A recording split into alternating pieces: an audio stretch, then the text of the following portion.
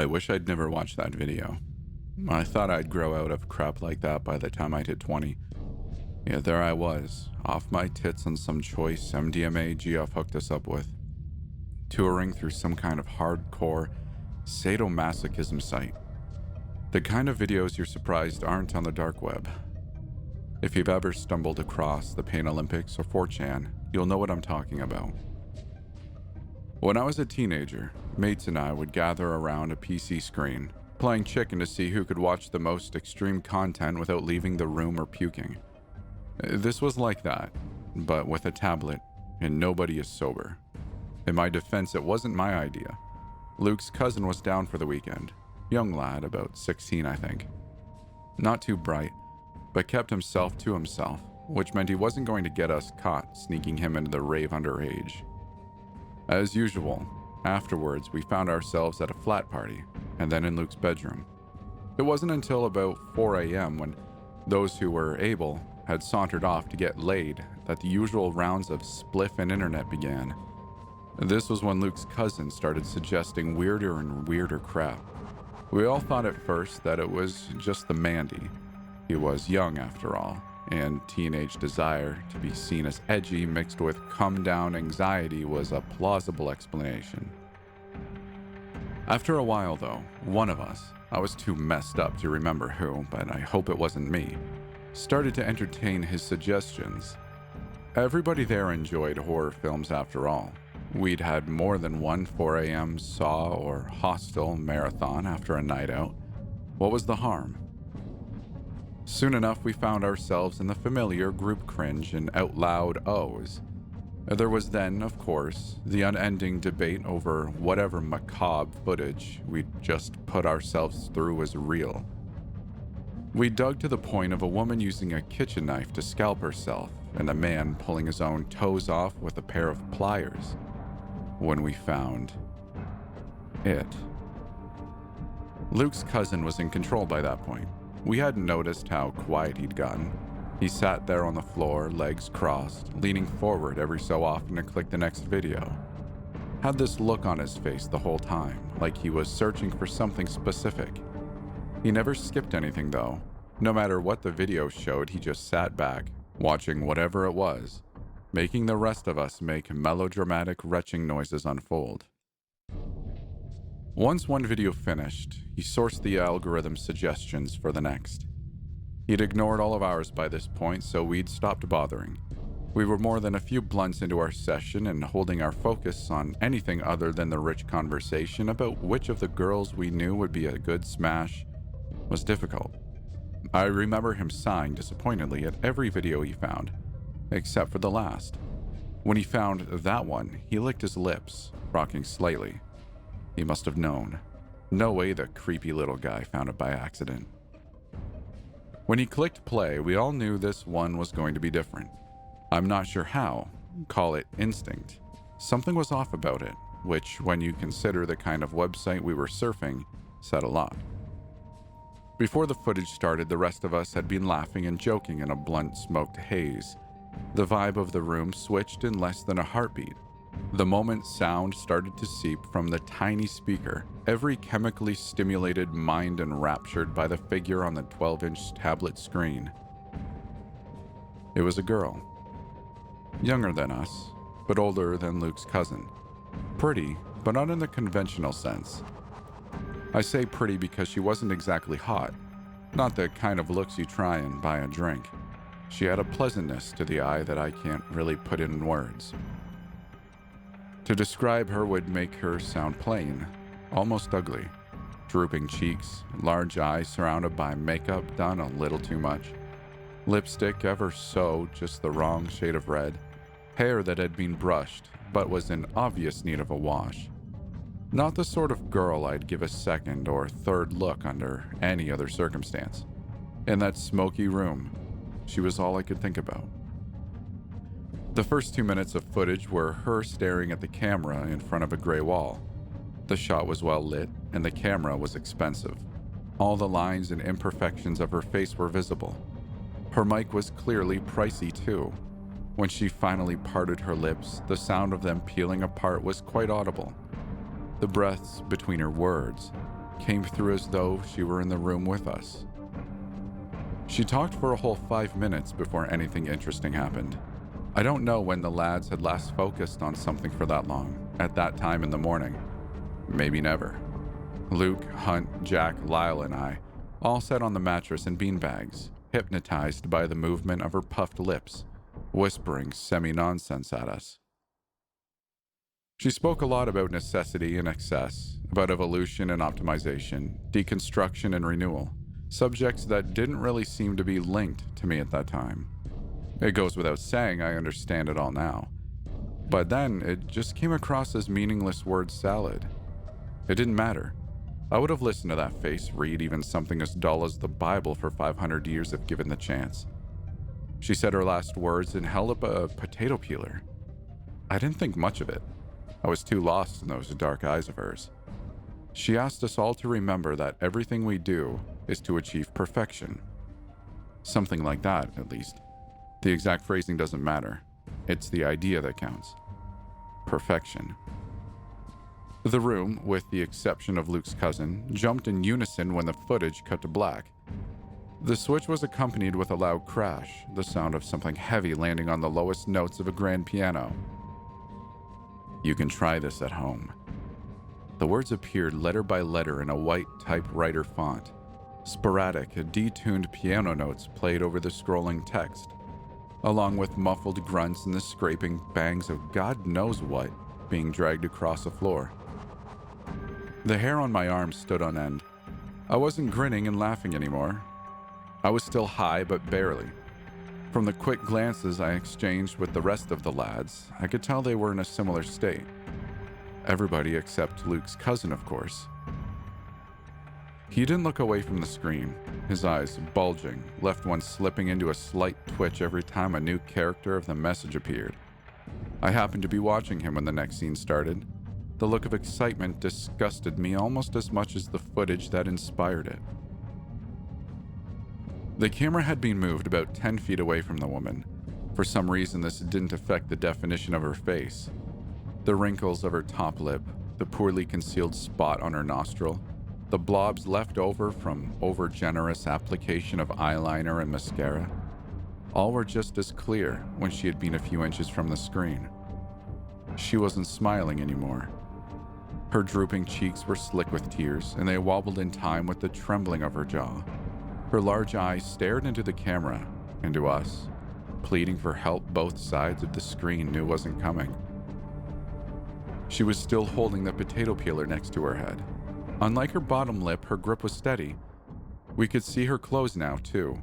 She was wearing a skirted suit, and an expensive one at that. My plan for after uni was to go into banking. I'm versed enough in tailoring to recognize quality fabric when I see it. The sobbing woman had on the uniform of the financially successful. The men, stood on either side of her, were naked. They were each a few feet taller than her, an impressive feat, since even though she was sat down, you could tell the woman was tall. The length of her slender legs was a testament to this. The naked men were wider than her too, by a considerable margin. To say the sweating figures were morbidly obese would be an understatement. How their stubby legs supported their weight was a mystery to me. The hanging belly flab almost touched the floor. Their skin shone with grease, sweat, and dirt. And were it not for the fact I knew it's impossible, I would have sworn under oath that I could smell the pungent odor of curdled milk whenever I looked at either of them for too long. The one to her left was holding a transparent bucket, filled with a clear liquid that I hoped was water. To her right was a silver tray. I can't comment on what the men looked like. I couldn't see their faces through the orange shopping bags over their heads. The cheap plastic was fastened in place with about a half-dozen zip ties around each man's neck. The crinkled skin pulled so taut that the shapes of their faces were visible. A pair of orange-bound skulls on the peaks of twin mountains of glistening flesh. The only movement from either was the steady in and out of the bag being pushed and pulled by labored breaths. Excess is the enemy of achievement. There was another piano crash. The letters didn't scroll one by one this time, but appeared in a single block. They only hanged around for about half a second before the video took us back to the dusty floorboards, gray wall, sobbing girl, and her hulking guardians. Except she wasn't sobbing anymore. She wasn't smiling either. Even though her gaze was directly into the camera, her expression was blank, still laced with an unexplainable magnetism. But the perk and spark from the segment where she spoke to us was gone. She raised the potato peeler in front of her face. Before I knew what was happening, she dragged the blade down in a single, uninterrupted motion. She didn't wince. She didn't flinch.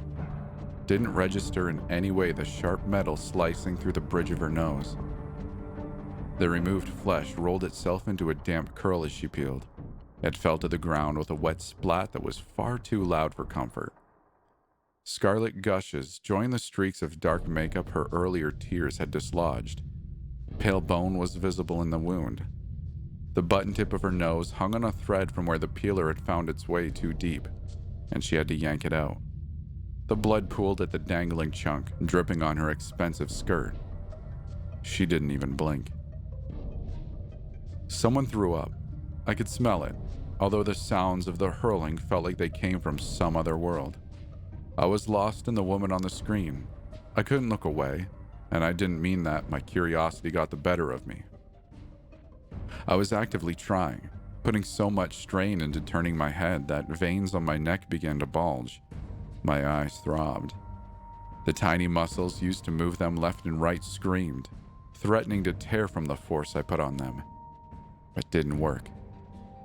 I was helpless, sat on the dirty carpet, unable to stop watching as she dragged and dragged the gleaming metal.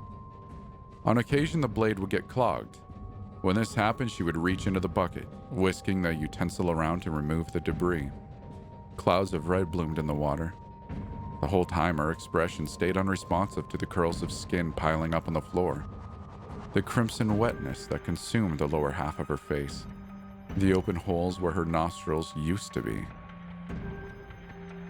She should have screamed, but didn't. Part of me knew it was more accurate to say she couldn't. That part of me was the one that wanted to scream too. I was paralyzed and terrified. No matter how much strength of will I mustered, I couldn't turn my head away from the screen. Couldn't shut my eyes. Couldn't focus on anything other than the scraping of the peeler. Adrenaline and panic took over my mind. My body seemed to be getting different messages from the girl shearing off her own nose slice by slice. To my absolute disgust, I pitched a tent. I had never felt uglier, more repulsive in my life. I'm not a psycho or a pervert. I'm not. All I wanted to do was not watch. The footage must have tapped into something deep, some latent human infatuation with violence in all of us. That's the only explanation, surely. It's not like a video could hijack your body. Ah, beauty. Such minimalism. The piano crash was louder this time, closer to the microphone. Again, the words only last about half a second. When the trio returned, the small nub of exposed bone was gone. A triangle of open flesh lay at the center of the woman's face, her nose now in wet spirals on her lap and around her feet. The cheeks were next. It was around the time that teeth started to be exposed that I hurled. The entrapment was so strong by this point I could no longer steal quick glances at the boys, but I could hear many of them doing the same. It was a struggle getting the vomit out. I couldn't bend over far enough due to the paralysis, and I had to cough it out mouthful by burning mouthful. One of them was lying on their back when the video started. I could tell by the gargled crying that it was Hunt. I felt a tear fall down my cheek, unable to look away from the woman peeling her own lower jaw down to the bone, as the wails behind me coughed into drowned silence. Somebody managed to get out an almost inaudible whimper. Even though my vision was blurred with tears, I could still make out the half-skeleton in the video. I watched the screen, spitting up the occasional chunk of regurgitated kebab meat as the blurred figure reached to her right. The woman took two objects from the silver tray that I couldn't quite make out. The orange-headed blob next to her didn't move. But even through the watery haze, I could still just about make out the steady rhythm of its breathing beneath the bag. For the first time in my life, I was happy to be crying. The weakness in character put up a partial shield, blurring and censoring whatever I was about to see once the woman had positioned the objects next to her dripping half-face. "You will watch." The crashing came from behind, the unseen pianist slamming on the keys only a few feet away. Something forced me to blink, and I mean that in a very literal sense. It wasn't voluntary. It wasn't a reflex. It was done on command. A command from who or what I don't know. A command from who or what I didn't know. My eyes slammed shut and were quickly wrenched open by an indescribable and overbearing impulse. All traces of tears were gone. The video swam back into focus just in time to catch the downward swing of the hammer. Exposed jawbone swung outwards, the chisel following through and digging itself in the underside of the lolling tongue. The limp muscle fell to her throat with a wet slap, hanging there behind the dangling jaw for all to see. The girl was calm when she placed the tools in her lap and reached up for the partially detached bone. Her expression didn't change when she tweaked it loose, discarding her own jaw on the floor with the skin peelings, as though she had just picked a scab. On top of everything else, the stiffness in my jeans hadn't subsided. Were my stomach not empty, I would have vomited again, as much from self-disgust as the nightmare Luke's cousin had pulled me into. See what she gives for you. She removes all but the most necessary features. The unseen pianist was closer now, but what concentration I still had was focused on Luke's cousin. I could just about see him out of the corner of my eye. He was blinking. I noticed that straight away because I couldn't unless ordered to. Laying on the floor less than 10 inches from the screen, his young face was illuminated by a ghostly blue by the light from the tablet. I couldn't pull my attention on him much. The video wouldn't allow it. But I could have sworn he managed to shoot the occasional gleeful glance at the rest of us. I was able to notice him enough to see how his wide grin didn't falter, how the joy in his adolescent eyes didn't fade as the woman on screen reached towards her own with the steel ice cream scoop. My own eyes burned with each steady flick of the woman's wrists. My eyelids howled at me, fighting a losing war to close themselves, trying even though it was helpless to shield my mind from the sight of those bloodied, once white orbs plopping to the ground. I had to cough down empty heaves when the second one rolled towards the camera. The fading pupil locked on my own. It was judging me, and I knew why. The reason I nearly choked on my own vomit wasn't just because of the footage, though. The disgust was far more at my own body than at anything the video forced me to watch the girl do to hers. I could feel the wetness in my boxers the moment that first eye squelched on the floorboards. Every spasm haunted me, every muscular convulsion scarring me for life. Outside of the nightmare, before it, I had earned the half-joking nickname of Big Shagger on campus. I'd never hated myself for it before now. It wasn't until the girl started removing the skin of her brow, like a face mask, that the twitching stopped. My brain must have worked out that shutting my eyes wasn't going to happen. My extremities went numb, but the heavy knot in my stomach became a rising lightness, an unpleasant floating sensation that nights of being blackout drunk had left me all too familiar with. The room spinned one way, my insides another. The space behind my eyes prickled. I could feel myself slipping into a blissful unconsciousness. I urged the process on. I was desperate to be out of the nightmare, and if passing out was the only way, then so be it. The hand had other ideas.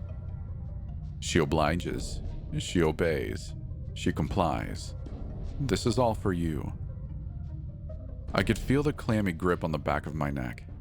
The fingers worked their way through my hair, pulling and tugging to make sure I had no respite from my own depraved nature. Every time my head lulled forwards, it would be wrenched back, the fog of unconsciousness fanned away again and again. I could hear sobs and whimpers from every direction that is except where Luke's cousin sat. I could feel his grin, the cracks of his laughter flecking my wet face.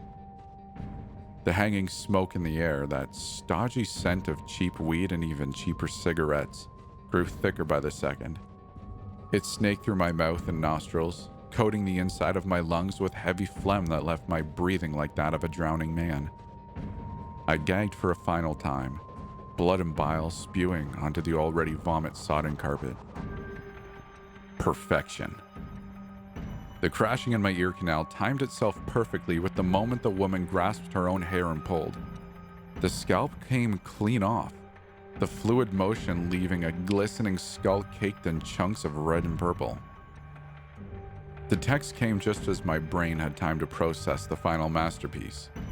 The girl stood tall, proud even, with the two sweating mountains of fat either side of her, the plastic of the bags on their heads still moving with that slow in-out rhythm.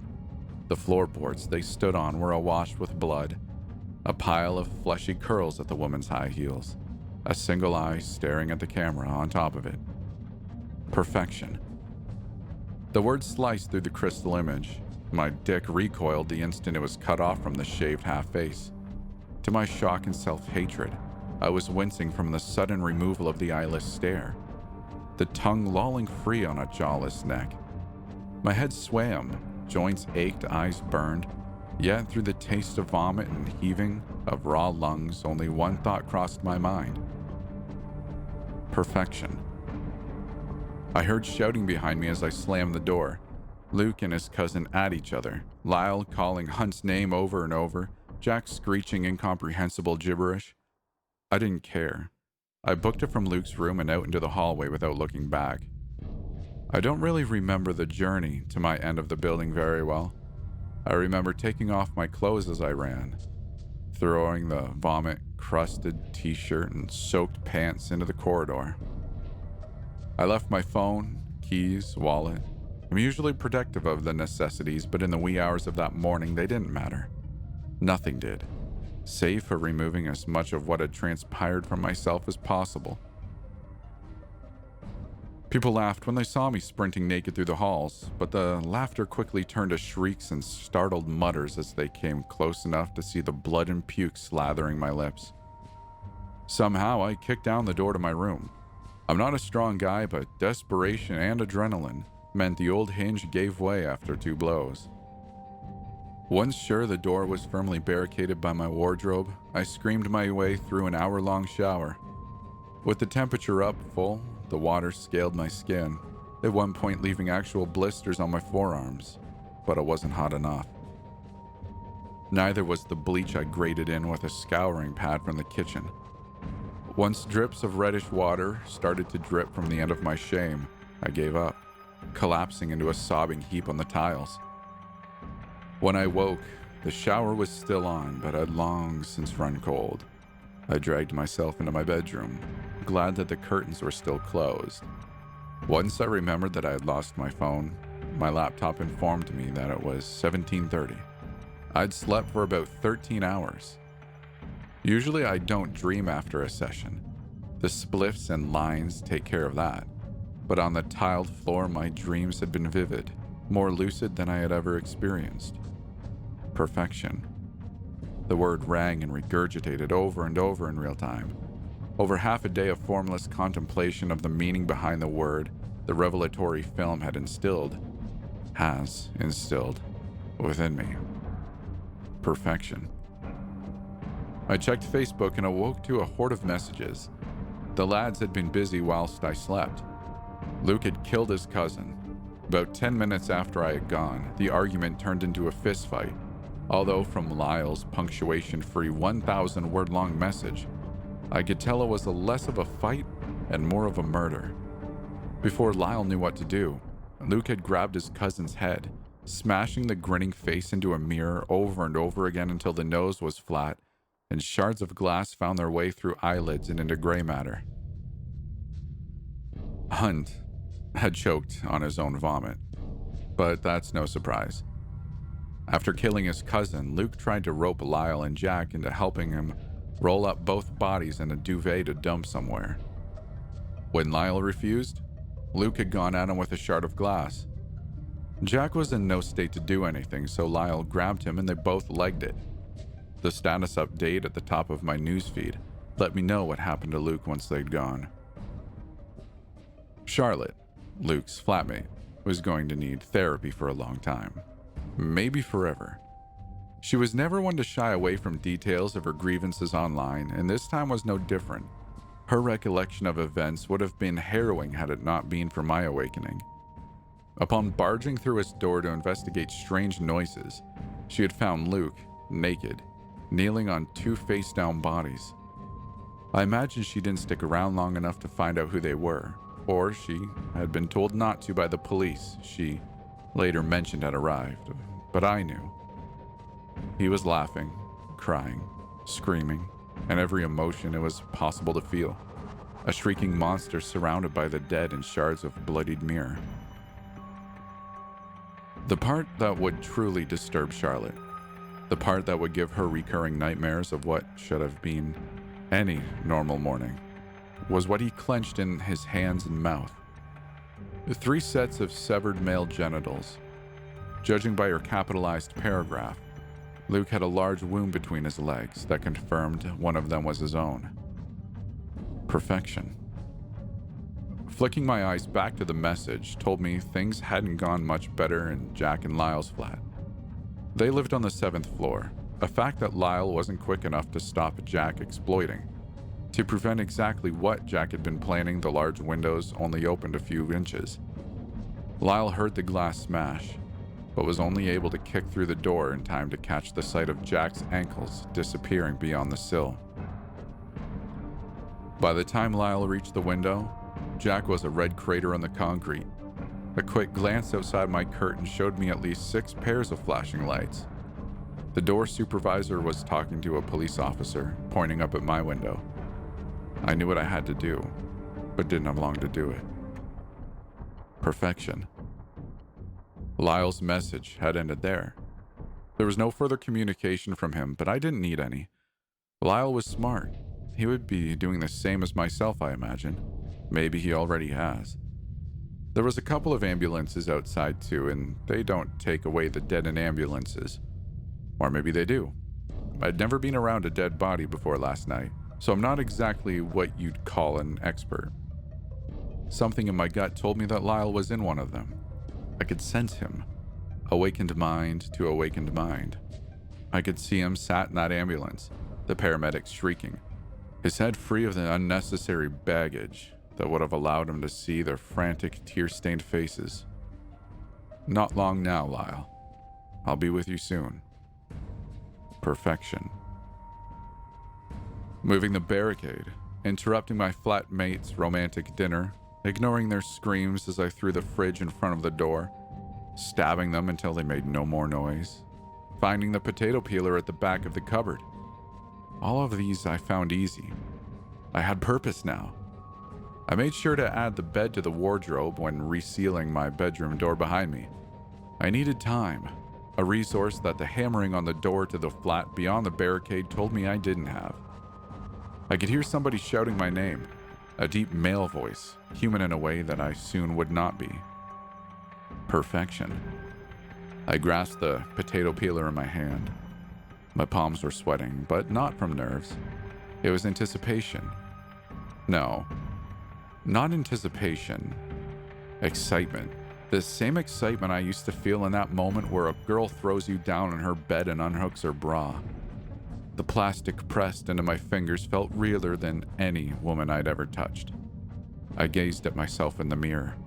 Bloodshot eyes, a hooked nose, lips dried out from too many cigarettes and late nights. All of it holding me back. All of it clouding my vision for so long. I didn't wince as the peeler made its first incision. I'm so glad I watched that damn video. Perfection.